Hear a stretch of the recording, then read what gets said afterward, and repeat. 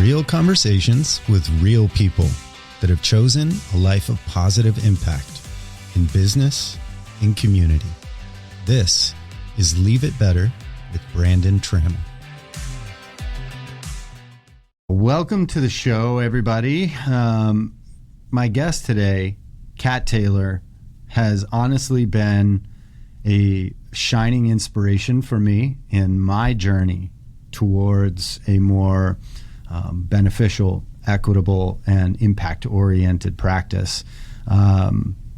Kat Taylor is the co-founder of Beneficial State Bank, and there are a whole bunch of roles and titles that come after your name, Kat, that I would love for you to share with everybody, and I think we will unpack quite a few of them as we go along today.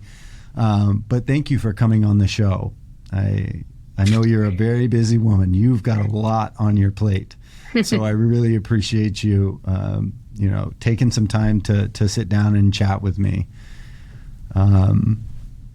Thanks for the opportunity. Well, I appreciate it. I've heard you keynote quite a few times. You were even so kind to speak at one of our Conscious Capitalism Bay Area events. I mean, gosh, it feels like yesterday, but it was quite a few years ago now. Yes. COVID has been quite a time warp for me. Mm-hmm. But I've just always really appreciated your connection to how your words impact people and how the work that you do not only impacts the people that work for you, but the people that your company serves and touches. Would you, for the sake of the audience who may not be as well acquainted with your work as I am, maybe just share with us a little bit of how you came to be impact-oriented in your professional endeavors, maybe mentors or experiences that kind of led you to the place where this was just the only way to go forward. Sure. I usually start with a song, so here it goes. Yes. They say that these are not the best of times, but they're the only times I'll ever know. And I believe there is a time for meditation in cathedrals of our own. So when I see that sad surrender in my brother's eyes, I can't stand aside and only sympathize. For we are always what our situation hands us. It's either sadness or euphoria. So, well, that's Billy Joel's song, but that's my way of saying I want to be fully on the game board. Always have. I come from very civically minded parents, Polly and Ted Taylor. I was an early crusader, fighting for the wild horses or the wolves or whoever it was. And, on a more somber note, I had some threat in my life as a very young person. So I got good at seeing around the corners for risk, but also opportunity. And it's just a really interesting way to lead your life, to be engaged and in partnership and coalition and everything else that I get to be. I'm very lucky in the company I keep, starting with my partner, Tom Steyer, who agreed with me at the beginning of our relationship that we would leave it all on the game board. We would work hard. He worked hard to build a big hedge fund in Fairlawn, and we raised 4 kids. But then we got right to work on deploying our opportunities and access for positive social change and environmental change at the systems level. So that is another thing. I have no ability to detach anything from anything else. I see it all as related, like a massive constellation. And he, on the other hand, is a pretty single-minded, determined fellow. So we compromised and picked 3 big systems to work at. And they're all overlapping, and they drive very important societal ends, not just business ones. And those were kindergarten names, but good food, good money, good energy, and good energy turned into good politics right away. Mm-hmm. Climate is not a business or a scientific problem. It's a political will problem. And so anyway, that's kind of how I got here. And the work that we've done, blessedly, has turned out to be cumulative. So I get to keep my hand in what we did in the past and add layers to the cake. So I'm very excited about the work right in front of us, but I'm happy to talk about any of the work that began in the past but continues today. Yeah, for me and the way that I found you, firstly, thank you for sharing that. It gives some great insight to why the things that are important to you are important to you. And I think that's one of the keystones in a social enterprise. It is the why. That is the very core, the very anchor, right? The North Star of why we make or how we make our business decisions is based on that anchor and that North Star, those guiding principles. And so I appreciate the insight to that. And I found you initially through your work at Beneficial State Bank.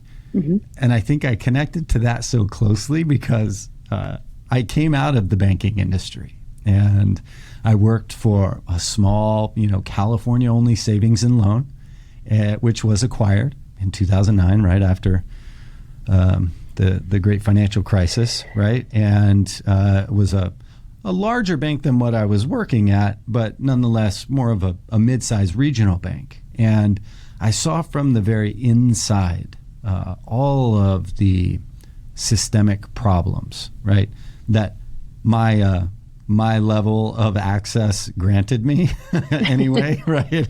I wasn't in boardrooms and I wasn't a decision maker in any way in that respect, but I really got to see where the holes are and what the problems are at the ground level with clients and for clients and in our processes and all of that. And so I'm very interested. I know you didn't do it alone, right? I know you had co-founders, and as you very aptly put it, you're surrounded by amazing people, and you collaborate with those amazing people. And in my opinion, that really is the best and only path to a more beneficial future, right? Is together.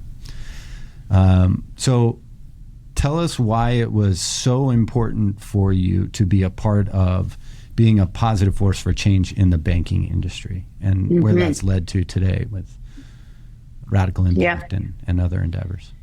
Yeah. So as a proponent of conscious capitalism, I know you probably appreciate stakeholder capitalism as well. And that's one of the first principles that we hold. And we hold many.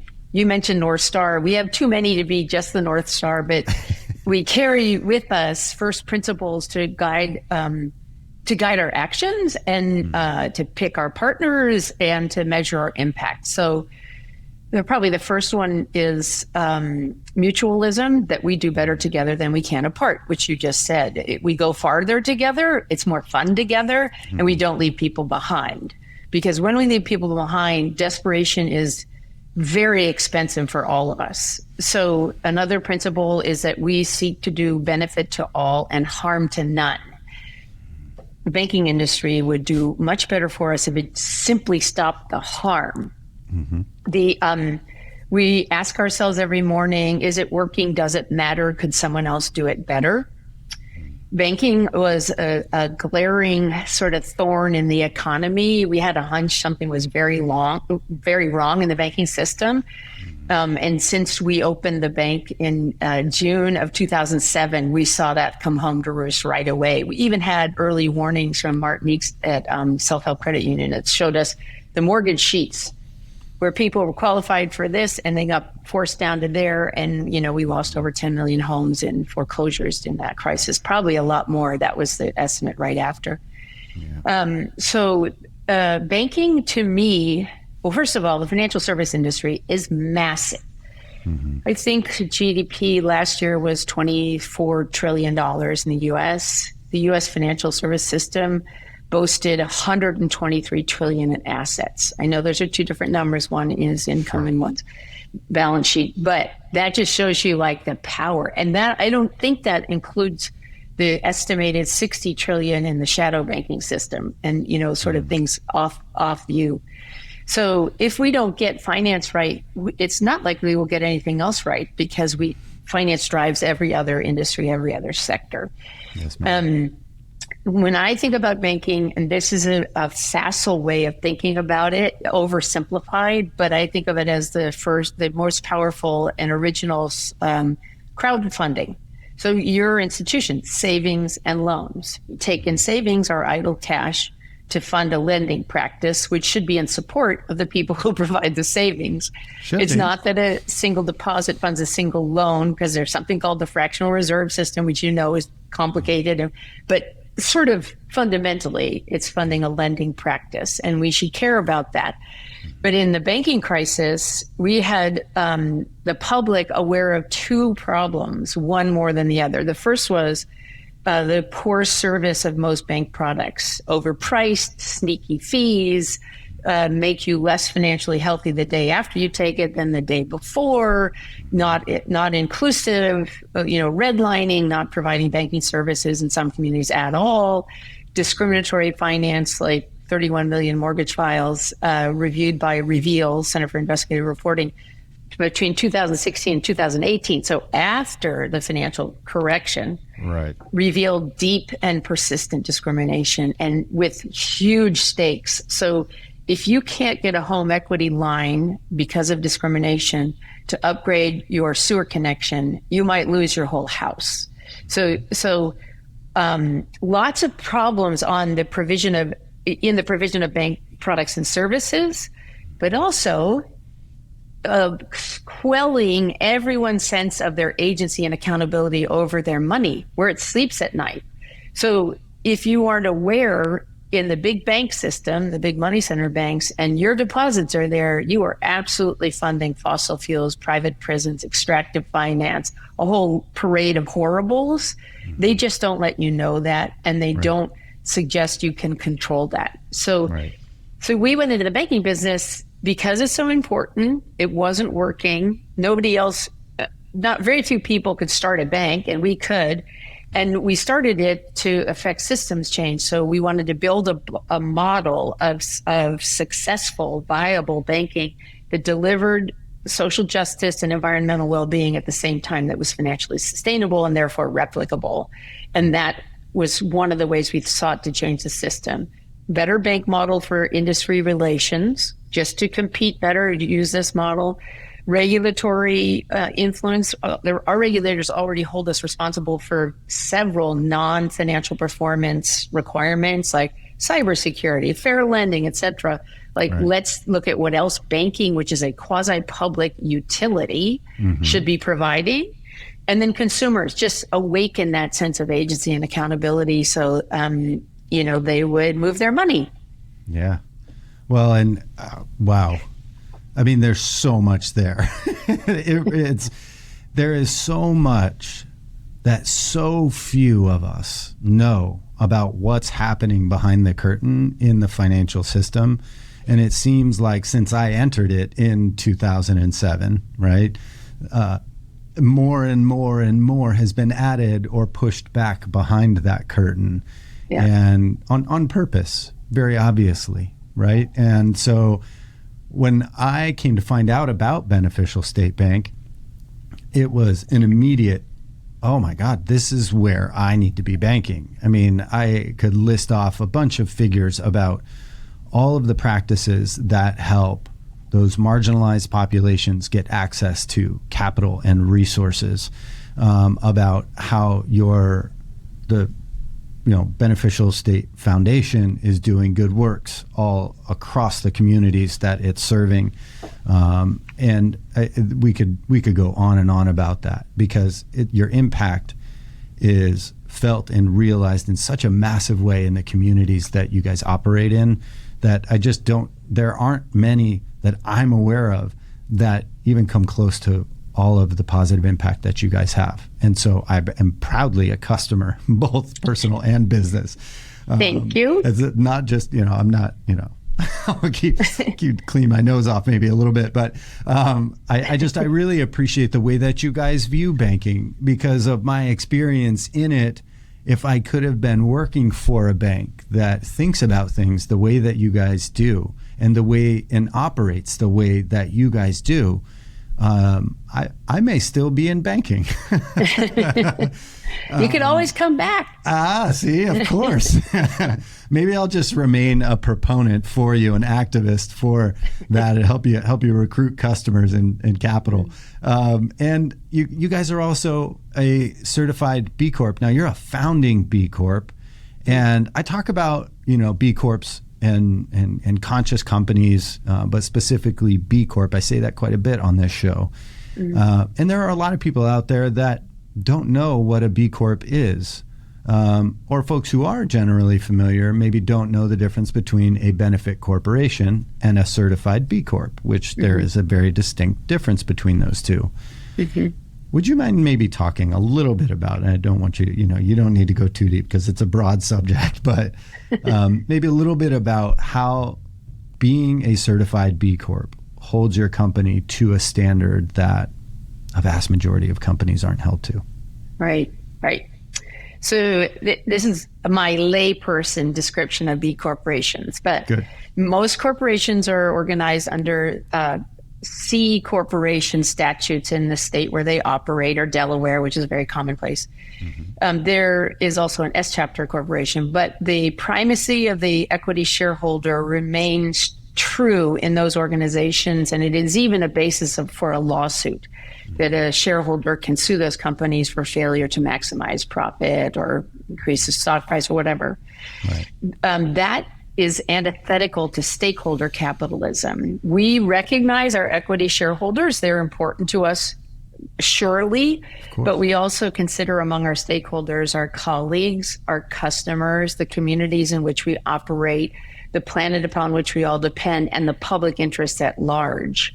So we needed a governance structure that would allow us to be allegiant to all those stakeholders and be safe from that equity, the primacy of the equity shareholder lawsuit. At least that's the way my mind was working. I'll tell you what I failed to recognize, but has been realized in our membership in the community. In any event, initially we set up the bank to be owned by a nonprofit. Tom and I didn't want to appear to or actually profit from a bank that was supposed to be delivering social justice and environmental well-being. So we donated all of the economic rights, which is one class of stock, to the bank foundation, which is now a public charity, permanently governed in the public interest. So they held the economic rights, but they held a dual mission. They don't want to maximize profit at the expense of everything else. They want to realize the social environmental goals as well. We kept the voting rights just to make sure the bank stayed on mission. But over time, we've actually sold to other nonprofit shareholders and given them some of the voting rights as well. So the bank is wholly owned by nonprofit capital, and now by Treasury, because Treasury put $12 billion to work in the community development, CDFI, Community Development Financial Institution banking sector, and they awarded us $218 million of capital last fall. Huge, low cost, patient, huge holy grail for us. Yes. But that governance is what's so important, is governing in the public interest. The B Corporation itself, the B Lab, provides an independent third-party audit, which we take every other year, as part of our membership in the B Corporation community. We are organized under a benefit corporation statute in Delaware as well, but the regular assessment to make sure we're actually meeting the mandate is super important and gives us a lot of insights about continuous self-improvement, and also recognizes the good work we're doing for our stakeholder groups to know and feel assured by, and to recruit more capital, be more talent, all the things that the bank needs to grow and thrive. So the thing I didn't appreciate going in, I was a little too transactional about it. And when we got our B Corp certification, and we score really high every year, which is important to our brand and to our impact, I didn't realize that we were joining a community of like-minded stakeholder capitalists, and we could transform the economy if we keep proliferating that model. So that's kind of our B Corp manifestation, and is super important to us.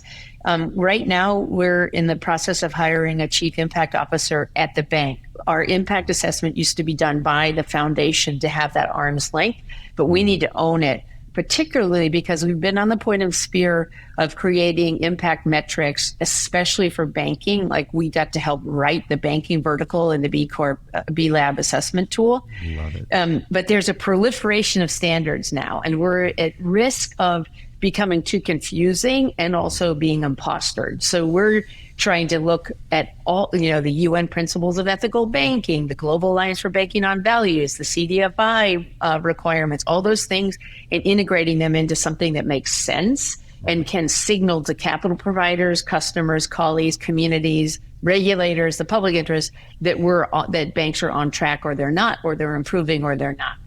Right. I love that point that you just made, because I think it's something that a lot of folks maybe don't think about, is that when something is complicated, it's usually not the most beneficial. A lot of times, the simpler it is, the more beneficial and impactful it is. Yeah. I have found that the most the solutions that are easiest to explain are often the best for everyone involved. And so I can really appreciate that you're aware of the fact that certification and all of the metrics and qualifiers, if you will, maybe have gotten a little muddled, and you're really seeking to kind of re-quantify those categories to ensure that it is something that isn't too muddled. I think that's really, really important. Yeah, I will say there's a balance. Like, simplification can be very beneficial for theory of change kinds of dynamics. Sure. But not if it goes to the extent of reductionist thinking. Like, I'm really watching these carbon markets carefully, because it's a single element maximization model, when carbon isn't actually bad for us when it's in the right place. It's actually essential to life. Indeed. And so I rarely use the word decarbonize without using recarbonize. For instance, we're very involved in regenerative agriculture, but our biggest carbon sink are healthy soils, and where carbon can do no wrong. And that sink is not a finite bathtub. It keeps expanding. The more you put carbon back where it belongs as durable soil carbon, the more healthy soil you have. The more healthy soil you have, the more opportunity you have to put more carbon in. So, I would be more sanguine about ecological system service payments markets, recognizing the broad array of co-benefits we need and we need to foster in our natural world, and the nuances of equity that we need to guarantee for all people on the planet. But you're right. It's like, the problem with a muddy system is that it invites co-option and, inauthenticity. Like, you just say, like, wow, I checked the box of carbon, but meanwhile, I'm not paying my employees enough to live. You make an extremely valid point there. Oversimplification is also just as dangerous and maybe even more harmful, right, than complexity. So it's an extremely valid point. Very well said. Well, one of the other ways I've heard said what you were describing is complexity is good, complication is bad. So, Amen to that. I couldn't agree more. Well, that's so that's good money. That's good finance. Yes, that's good money. Good finance. We did start a couple of venture funds too, because a debt model, which is what a bank is hard to deploy in communities or households or individuals from whom all their wealth was stolen Because as you know, you can't lend on top of no equity. You need a buffer. So we realized we had to get involved in the reallocation of capital and actually the restoration of wealth, which I know that got pilloried for a long time, like reallocation of wealth. That's a communist or at least a socialist notion. Right. No, it's a survival one. When everyone owns a little bit of everything, we're going to thrive. As long as anyone owns too much of something, there's going to be misery and social chaos and economic dysfunction and all sorts of horrible things. So that was part of the good money too. That's a better definition of communism than redistribution of wealth, is concentration of wealth and power. So, I suppose we could argue that point, I think, to those who stand against it. But you also deploy capital into those three areas, right, of good money, good food, and good energy through Radical Impact, which is one of your other endeavors, which I'm a huge fan of. Anything you want to touch on around that? What's exciting you and what's being deployed, and what sort of businesses are receiving that capital from you guys right now? Sure. So Radical Impact Partners is an early stage seed venture fund, very, very mission driven to deliver financial fairness and natural resource repair, restoration. I think they have a different term for that, but that's the way I think about it. And it has to be transformative. It's not a symptoms addressing kind of venture model, but it's also challenging venture. So venture is a very poor allocation of capital. Something like less than 2% goes to companies founded by women or people of color. We're leaving incredible insights of the solution set off the table because the communities who are at the first, worst, and longest have a better appreciation of what's wrong and also how to change it. So we have a racial gender justice lens. I think 72% of our portfolio companies are led by women or people of color, and that's really important to us. Yes. It matters where capital goes, and I'm not saying that, all white male firms or portfolio companies do this. It's just there's a tendency for capital to flow to things like gaming, e-cigarettes, vaping, rideshare. Now, there's some important technology infrastructure involved in that can be deployed for more proactively beneficial activities, I would say.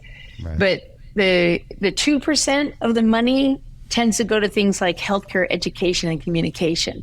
So we're misallocating capital as well. And then, there's the 2 and 20. So there's a heavy financial incentive for the LPs.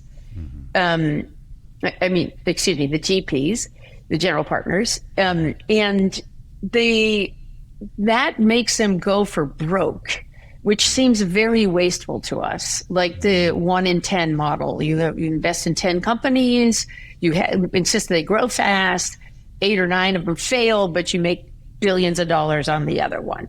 Right. That's all that time and effort and money in those other 8 or 9 companies that could be reasonable businesses that have an acceptably ample return, or maybe need to be, royalty or revenue finance, or don't let them go. So we provide what we call additionality, and we just work with companies for their own success because of the impact that they provide for the world.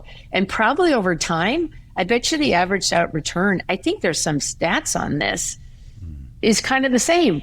It's there's a lot of loss in venture. If not even higher. Right. I mean, when we look at the figures and the data, the 30 plus years of data for stakeholder oriented companies, I mean, Patagonia might be one that would come to mind, right? Yeah. Of the success in terms of the people and the planet and the positive impact on clothing manufacturing. I mean, not to be missed, the massive profitability of that company. I mean, the 30 years of data just shows very, very clearly that companies that focus on these data sets of their impact on the people and the planet as well as the profitability are far more profitable over the long term. Mm-hmm. So, when we can get people to really understand what's at stake, I think it becomes very clear. And it is evidently very clear to you and has been for quite some time. So yeah. I'm a fan of it. So I have been wrestling recently. And so Tom started a new investment platform called Galvanized Climate Solutions. And they're intend to be in all asset classes, delivering capital at scale, like a lot of capital at scale for climate solutions.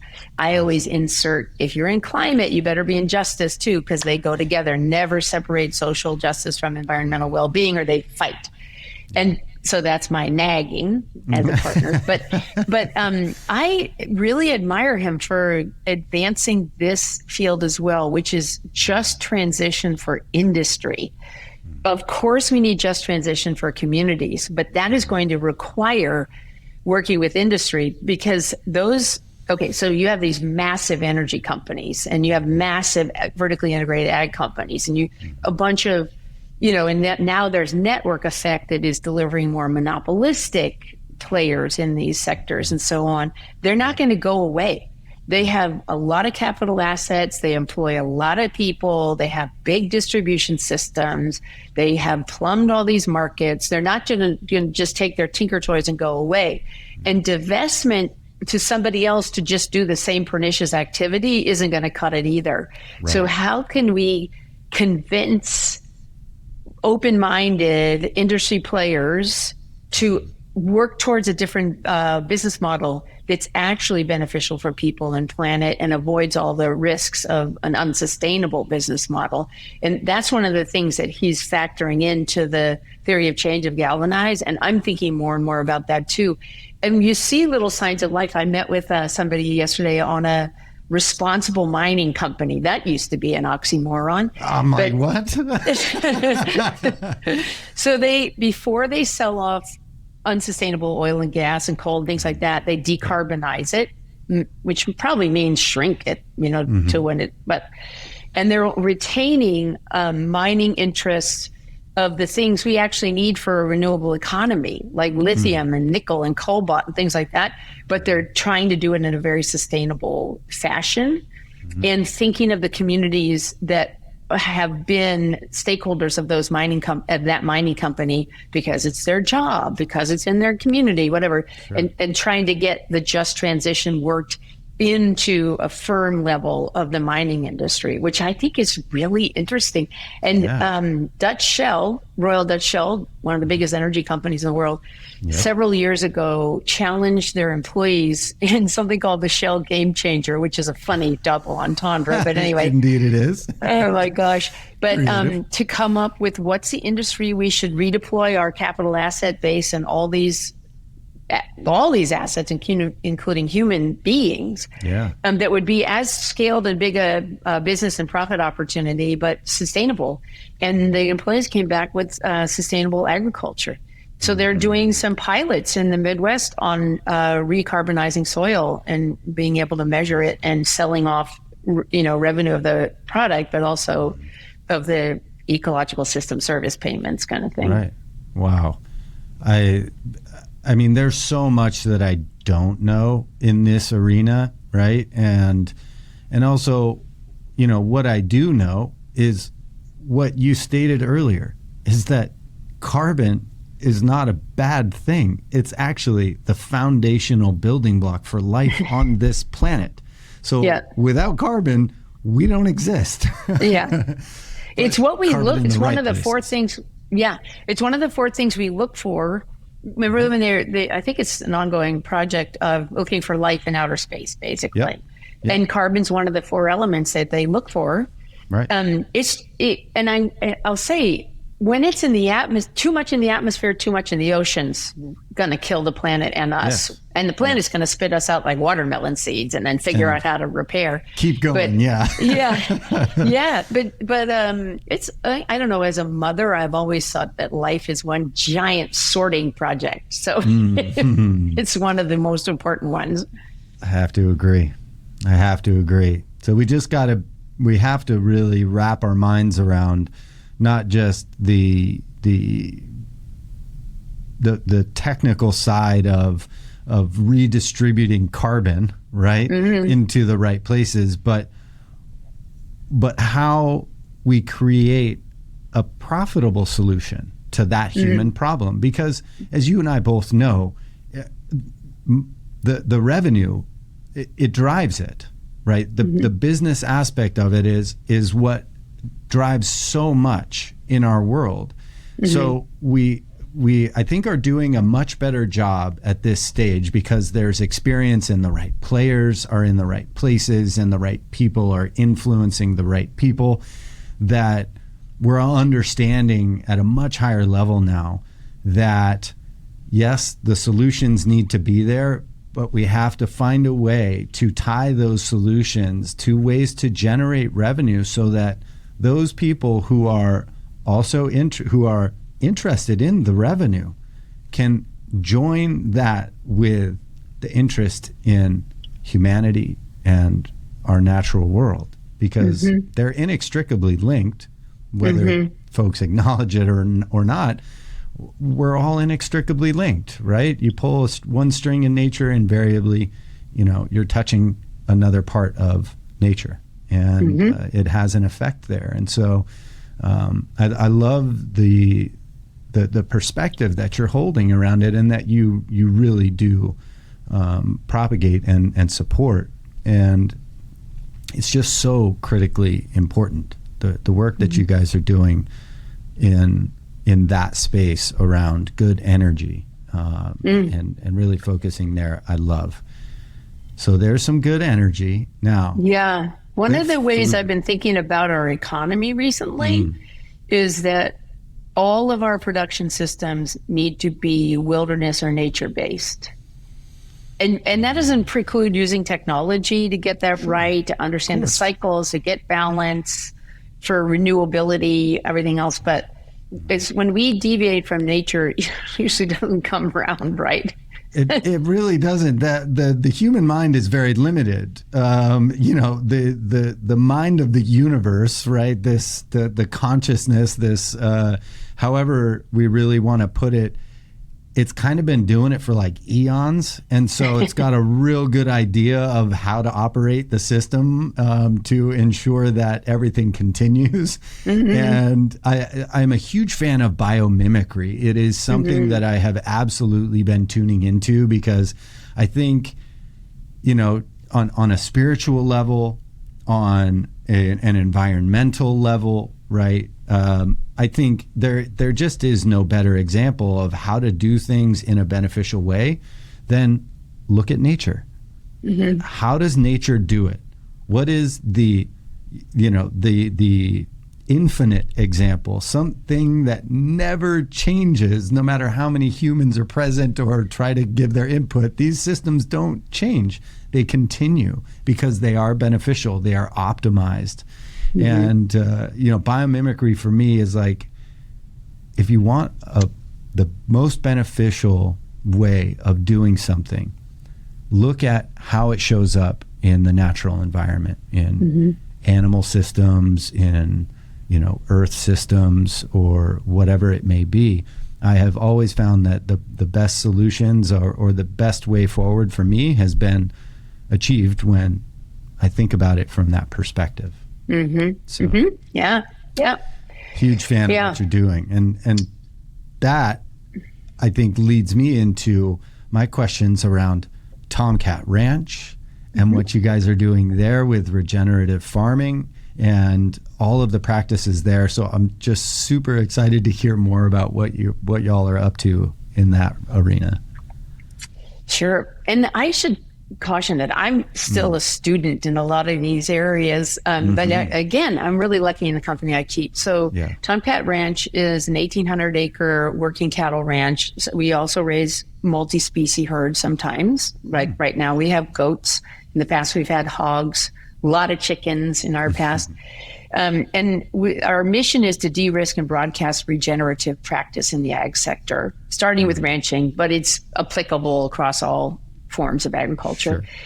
And we have on-site science partners in Point Blue Conservation Science, formerly Point Reyes Bird Observatory. So one of the longest standing ornithological organizations, hundreds of scientists, big footprint in California and beyond, using birds as an indicator species of ecological health more broadly in the ecosystem.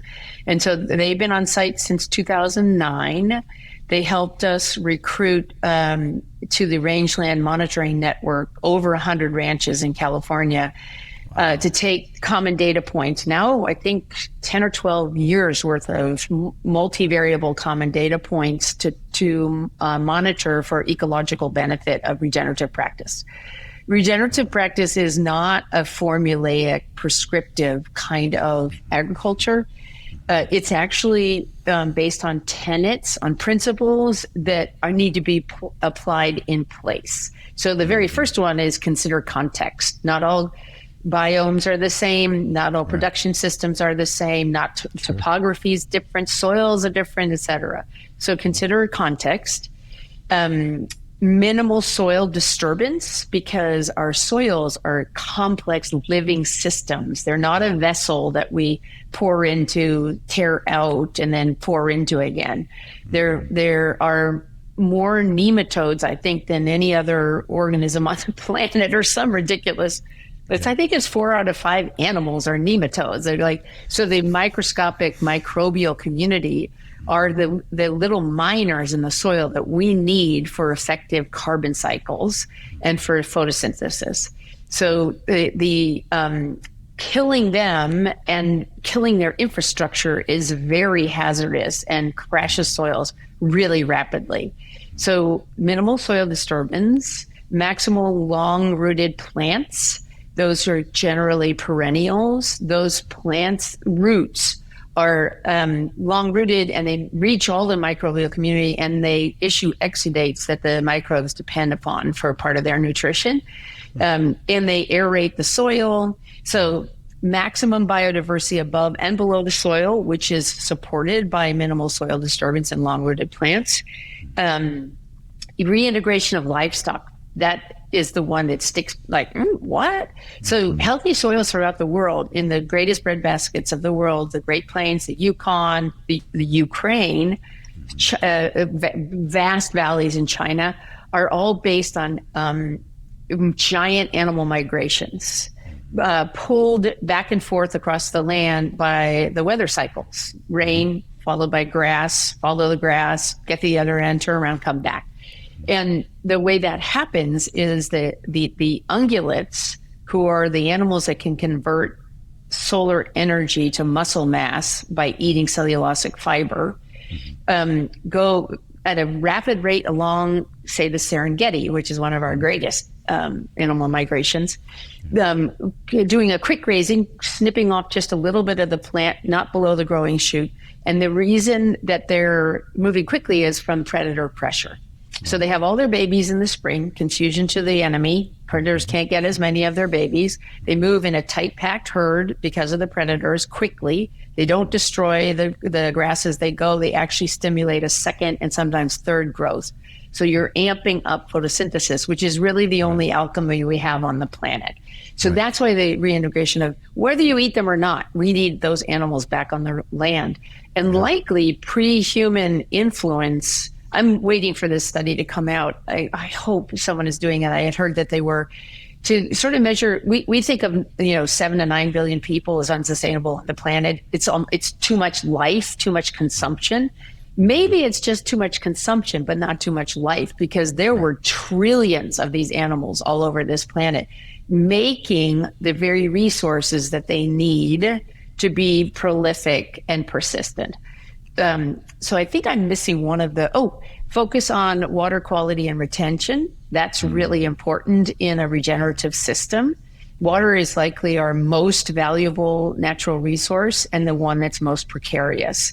I know we're focused on carbon because of climate change, but this very same soils that are good at storing water and therefore resisting drought and wildfire, catastrophic wildfire and so on, are also the best carbon soils. They're crystalline in structure. they're packing in a lot of carbon way down below where it doesn't transpire out again. So anyway, that's pretty a very wordy explanation of what we're doing at Tomkat Ranch. But we do that. We de-risk, we broadcast, we experiment. We're a learning laboratory. We have big buyer demand strategies. We were just very instrumental in passing universal free meals in the state of California. That's a demand trigger. It's not only the right thing to do for the kids, it's the moral thing because it improves their lifelong health and educational readiness, but it also is what we need the supply chain to react to. You always sell first, plant second. If we say we need a massive amount of regenerative produce, then we have some hope of giving that revenue basis, the livelihood basis for change in an otherwise industrialized system. Right. And this is another area where, really large players have consolidated and integrated vertically. Agriculture, mass ag, is just one of the most destructive industries that it needs people like you and those around you and those you are fortunate enough to learn from and play with to really bring this to the forefront, because when we don't know something, how could we even fathom that there's a problem with it? Right, which is why information is kept so tightly held, because when you know something, you can't unknow it. And it's either a willful ignorance towards it or action on behalf of it, right? And so I think we've got to share the message with more people. More people have to know that this is a problem, and here's what that problem is causing for us. And here are ways we can learn more and do better and think about it differently so that we can make progress towards something more beneficial. For sure. And the industrial ag system is a good example of many things that we're stuck in. So first of all, people are growing aware of not only how subsidized it was in the past, but how much we subsidize oil, gas, and coal now, currently. Those are supposed to be enormously profitable business, and we're still giving them a lot of government dole. Right. Same in the ag system. There's huge subsidy in the ag system to hold the industrial system in place, and a lot of corruption, and a bunch of red herring, bad information, both on outcomes and the research agenda. So back to revenue. Right. Gabe Brown, famous regenerative farmer in North Dakota, sitting on 5,000 acres, just the same as all of his neighbors, all of whom are in commodity crops, soy, corn, etc. By the way, much of which is not edible by humans. It's animal feed in a very bad system called confined animal factory operations. Highly subsidized. They say in some communities, the only way you can fail to make money as a farmer is forget to go to your mailbox to pick up the check. So I don't mean to derogate farmers at all. It's just we put them in this really bad system. Sure. So Gabe is going like, this is no way to live. I'm not making enough money to support my family, to send kids to college. I got to change something. So he dives deep into regenerative agriculture. And now, many years later, but not so many, he has a fully integrated, beautiful regenerative farm doing not just row crops and grains and things, but livestock and bees. And he has increased his yields, which is what everyone says when you say like we need to go organic and regenerative. They go like, well, we can't feed the world that way. We'll have yield declines and we won't have ample food outside. Nonsense. He has 12 times the revenue of his neighbors because he has more forage, therefore more yield, higher value add, more nutrition dense product that people are willing to pay for. So we've been led to believe that we can't flip this system, that we're somehow so dependent upon it. It's a chemical-based, fraught with peril system that's killing us. Yeah. And we can make the business case if we have help from government and probably a little bit of philanthropy, because it's hard to government should provide some subsidy to switch from a bad system to a good system, but it ultimately has to be self-sustaining, and regenerative ag should be. And see, and that's one of those red herrings that you were just talking about, right? Is make the people believe that you can't feed the world by going organic or regenerative. You can't do that because, well, behind the curtain, there's just far too many people with power, influence, and money that are, banking on it staying the way it is, when that's just absolutely not true. And I really appreciate you sharing that point, because that's really, really important. Yeah. There's a study just came out, I think, from the Full Cost Accounting of Food, one of those organizations, that shows there's at least the same, if not more, yield from organic and regenerative practice. And it also tends to the equity concern that we can't have a food system that nobody can pay for unless they're wealthy. Right. But the industrial system is not full cost accounting. Not only is it artificially cheap because of all the subsidy, it's also not paying for the human disease it causes, the garbage throwing over your fence, the carbon emissions. Ag is a really big contributor to global greenhouse gas emissions, to the corruption, to the crashing of economies. I was in Iowa a fair bit on Tom's presidential campaign, and those poor rural communities, they've lost their hospitals, their public school, their grocery store. The soil is so compacted when you fly in, it looks like a parking lot. They have 100-year flood every other year, and they've just had enough. They're like, we're good farmers in a bad system. Like, let us farm again. Right. So, you not to mention something. all the indigenous societies that had this right. They had real wilderness production systems. Right. So. Let's not discount that. I mean, this is an extremely important thing that we probably don't have time. It could be its own episode, right, of the marginalization and really erasure of indigenous practices and traditions and stewardship, right? Yeah. I mean, I don't think we have enough time to go there, but it is so beyond critically important. So it's the unheard voices. Back to the future. We're not going to solve climate without the frontline communities, most of which are communities of color, and we're not going to remember what balanced ag is like unless we honestly look at our past. I'm reading a book called Dawn of Everything that really takes to task. It's kind of archaeology, anthropology, sociology that artificially called the last 5,000 years sort of the zenith of human civilization, ignoring the 45,000 years before that, where there was scaled, successful experimentation, on how to live together, how to self-organize, and not just, sort of natural whisperers who are good at living off the wilderness, but, public education, governance, massive communication networks of people of many different linguistic groups getting together. Like, I don't know. Sometimes I think I have this really fancy education that I've got to unlearn.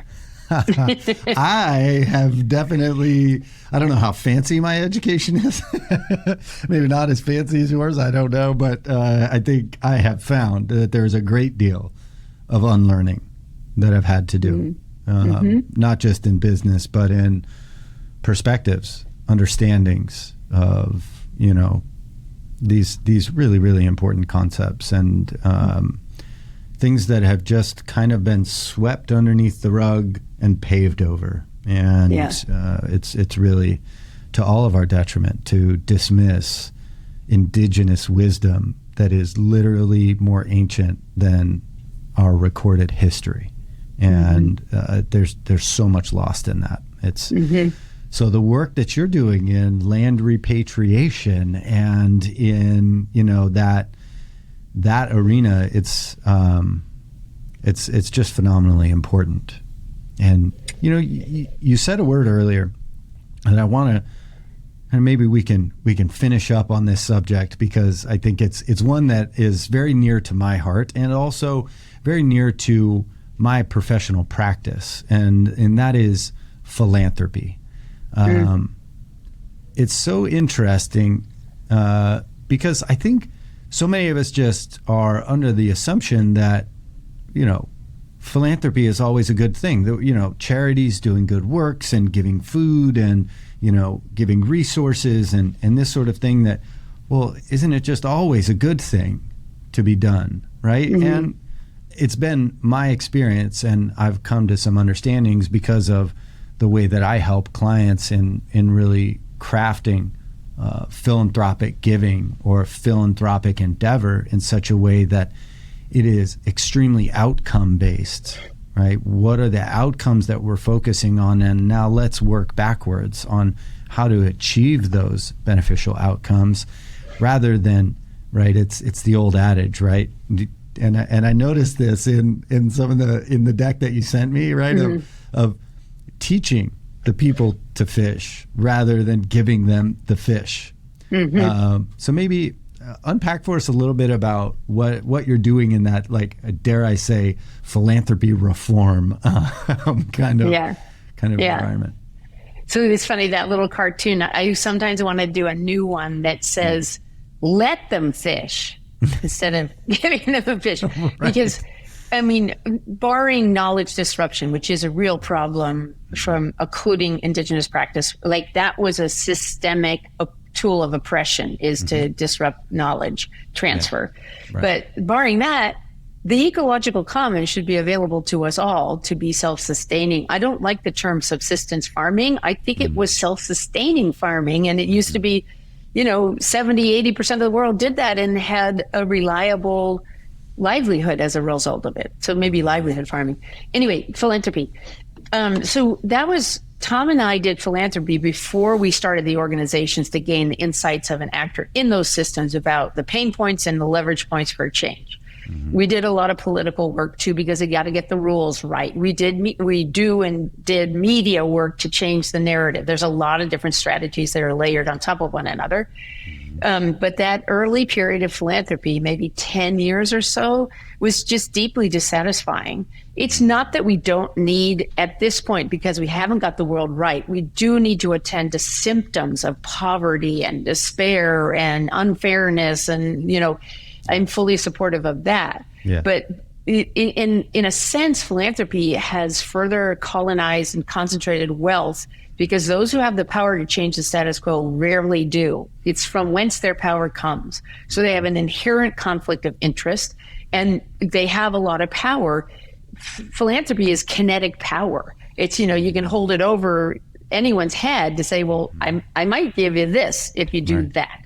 Right. So also, philanthropy hasn't been good at looking at the dog. It's looked at the tail. The 5% that's given away of private foundations ignores that the entire endowment may be invested in the very things that are causing the problems that the 5% is supposed to clean up.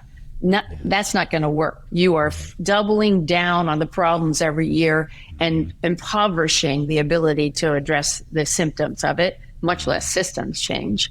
And philanthropy assets are on the rise. I think there's over $1 trillion in the United States in private foundations, and something approaching $300 billion in donor advised funds. Donor advised funds, regardless of what any tells you, there is not technically a requirement to give them away ever. Right. And the donor retains the ability to recommend what is given away, which is enormously powerful. It's no longer their asset, but they control it. So kind of what's the difference? And those are largely conventionally invested as well.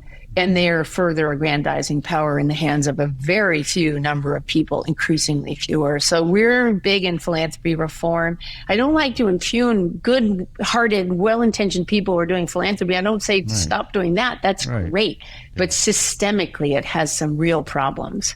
Yeah, I couldn't agree more. I really couldn't. And it's been my experience, and I've done some reading around it, right? The toxic charity, right, or the toxicity of the charity model, and I just have found that the more we localize or hyper localize the philanthropic endeavor, the more beneficial and impactful it is, where we're really focusing on what does my community need? What does this community need? What do these folks need, right, in my localized area? And if everybody conducted their philanthropy in that way, the overlap of those circles would cover the United States. It would literally cover the world.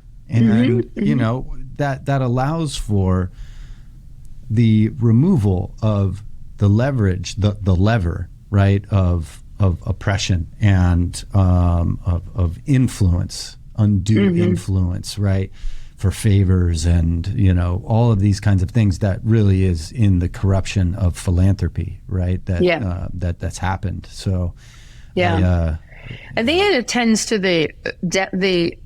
the perniciousness of a deficit approach to communities, that they're somehow, they have nothing but problems when they have deep insights and solutions. They just don't have the money to affect them. So we're very busy in community-led equitable economic development with a guy named Harold Mitchell, who started the Regenerative Institute, which parlayed a $20,000 EPA grant into $300 million of capital investment led by the community. Community stayed in place. It was a place-based strategy, and it's replicable all over the country, and solved for like 2 Superfund fights, 4 brownfields, just terrible sex trafficking, railroads killing people, you know, like it's just a beautiful, beloved community now with hundreds of units of affordable housing, 11 federally qualified health centers, an economic base, jump to the renewable economy, doing solar, doing aquaponics, you know, like that's in our future. That's very possible. We just have to put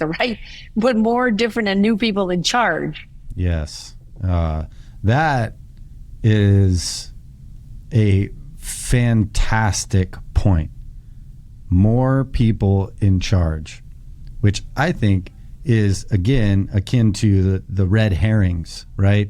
We've been given this adage, and I'm almost reserved to even use it, but right, too many chiefs, not enough Indians, right? Too many captains, not enough players, maybe is a better way to say that. Or, but it's the fact of the matter is the diversity of input will always increase the quality of output, period. I mean, full stop. And, you know, those in powerful positions that make decisions and keep power, well, that doesn't work from them, right? Because from whence their power comes, we cut that off. Well, you know, we get into some issues there, but probably too big a topic to go into. But I'm super interested in new ways, enabled by blockchain and the DAOs and everything, to organize as platform cooperatives, which recognize the value social production that not just the capital providers put into Netflix and Google and Amazon and agriculture and anything else, democracy, but that it's the users that provide most of the value, the sharing, shopping, querying, connecting, content creation, and so on. They just don't own the platform, and they should. They should get micro shares of equity for every beneficial activity they undertake on the platform, including protection, like keeping Cambridge Analytica off the platform, that sort of thing. And it wasn't, now with global connectivity and unlimited computing power in some senses, I feel like they're going to rise up. We're going to see them, and I want to be part of creating the space for them to thrive. It really is happening too. And I've been reading recently, or seeing these articles and reading these articles about the smartphone industry, and how there's a couple of companies that are really basically turning those smartphone devices and all the activity that one conducts on that device into revenue generation, right? And I don't know enough to even really speak to what's actually happening there, or how those technological advances could really be the future of exactly what you're talking about. But I think you're right. Right? It is happening. The right people are in the right places, having the right conversations, and these things are beginning to happen. So we have network effects all around us because of global connectivity and computing power, and network effects drive towards at least an oligopoly, if not a monopoly. And we're not going to get rid of them. If you split up a network effect, it just reforms somewhere else. Right. So the problem for me is not that they exist, it's how they're owned, controlled, and governed. And that's the real opportunity, I think, is that will be everyone owning a little bit of everything and thriving and protecting the network effect, because they reverse pretty fast. You remember MySpace for blip there, but and I think that also attends to sort of building the world we want together, because we are together. I'm wishing away a lot of problems. The DAOs are having trouble with democratic control. People don't vote, or they get a corrupt proxy, or but at least it's a promising approach to life, and it may start to resemble, again, Back to the Future, that the ecological commons were our platform cooperative, and we all stewarded them. We didn't own them. Right. We worked within the harmony of nature to make our way in the world. Yeah. I love the saying, the quote, "We don't inherit the planet from our grandparents. We borrow it from our children." This is a mindset of stewardship, that it is not our job to extract what we can while we're here, but yet to plant seeds to foster for those generations to come that we're borrowing this land from. I think it's a very different perspective than a lot of people hold, but I think it is one that could really produce a far more beneficial arrangement to how we operate and coexist with the land and with each other. So, Kat, a final thought. What are you working on right now that has got you so inspired you can't wait to wake up in the morning? Well, I would be remiss if I didn't say I have 4 children whom I love, a partner who I deeply respect, and 2 grandchildren. But I am really excited about, we're trying to create the space for an agricultural platform cooperative in California. And every day I find actors who could be part of that platform and bring enormous benefit and a self-sustaining model. So that's really top of mind on our team right now. I'm very excited about the power of narrative to help change hearts and minds, so that the more wonky stuff that we do can fall on fertile ground. And for instance, we're trying to make a film about the illegal practice of dumping hazardous waste and radioactive material into fertilizer as an inactive ingredient. And at the center of that story is one of the most charismatic leaders you will ever meet, Patty Martin in Quincy, Washington. And she's just a one-woman force of nature. And so this is the thing I'm excited about, witches. And you can find them in Natalie Bazille, Queen Sugar, and We Are Each Other's Harvest. You can find them in Christina Rivera and Alex Rivera at Christina Ibar and Alex Rivera, who wrote the movie Infiltrators, who are going to produce a beautiful movie about the border, the U.S.-Mexican border and the geopolitical issues there through a character of a common heroine. Anyway, these are all really good ways of lifting up witches. I love witches. Witches are those people who see around the corner for danger and warn us of it, and see around the other corner for opportunity and lead us there. They're typically historically marginalized, killed, suppressed, whatever it is. But if we lift them up and surround them, they are protected, and then we can get the benefit of their wisdom. Well, that's a hell of a way to end a show. Kat, thank you so much for taking the time to sit down with me. I really appreciate it. I learned a ton from you today, and I'm not surprised about that. You're just a fantastic human being from all that I've gathered, and I know that everyone that you're surrounded by would agree with that. And I just appreciate your contribution to the world, to our lovely little state here that we call home, and for all that you do in the world with all the folks that you do it with. I appreciate you greatly, and thank you for being a force for good in the world. If you like what you've heard, make sure to subscribe wherever you listen to podcasts. For even more inspiration, head over to our YouTube channel, Leave It Better with Brandon Trammell, and subscribe to watch videos from podcast episodes, gain insights around getting right with your money, and achieving contentment in a crazy world. And remember, wherever you go, whoever you're with, whatever you do, always aim to leave it better than you found it.